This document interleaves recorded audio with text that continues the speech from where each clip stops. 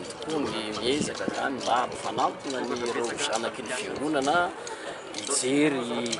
fandama mba hiarovana ny fihavanana voalohany indrindra ijerevana raha misy vahaolana raha toa olana mipetraka eo amin'ny firenena zany a ny sakatsakana maro samihafa kanefa araka ny tenintsika hoe ny fanirina ny olombelona fanahatra n'Andriamanitra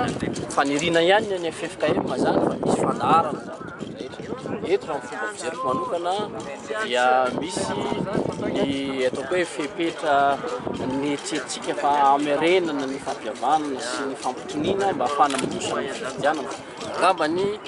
anila ara-pahametra atsika angamba zao dia andeha samy ara-misy aratsika andatrosa ny fifidianana